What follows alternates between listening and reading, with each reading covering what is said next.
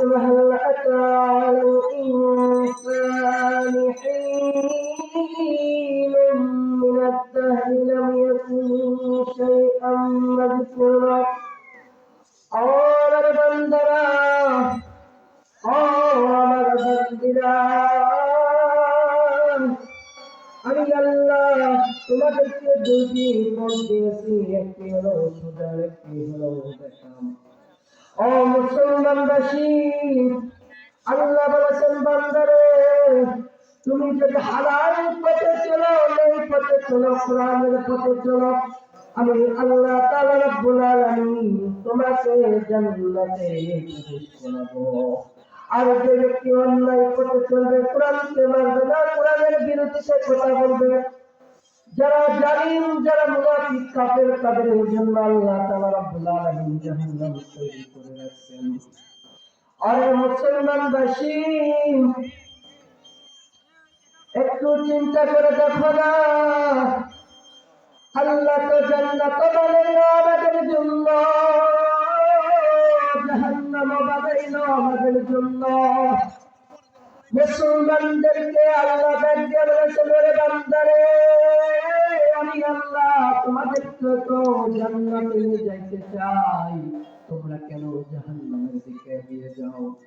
আজকে মুসলমান নামে কিছু মুনাফিক আছে বাংলার জন্য, তারা কোরআনের মাহফিলে আসতে চায় না, কোরআনের কথা শুনলে গা চুলকানি শুরু হয়ে যায়, তাই না?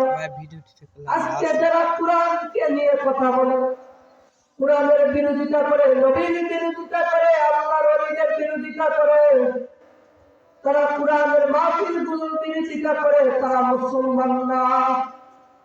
সম্মানিত হাজির, এখনো যারা দোকানপাট এদিক সেদিক ঘোরাফেরা করতেছেন, আমি তাদেরকে আহ্বান জানাইতেছি, এই এত সুন্দর মাহফিল, এই জান্নাতের বাগান, এখান থেকে বঞ্চিত হওয়া না মুসলমান।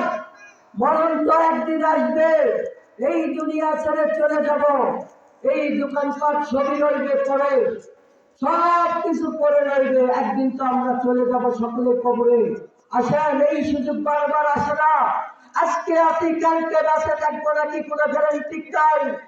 এমনকি আজকে আমি যদি কবরে যাই, আল্লাহর কাছে কি জবাব দিব? আমরা একটু হাজার হাজার টাকা খরচ করে প্যান্ডেল করেছি, আল্লাহর রাস্তায় সকলে জান্নাতের বাগানে বসে যাবেন ইনশাআল্লাহ, তাই না?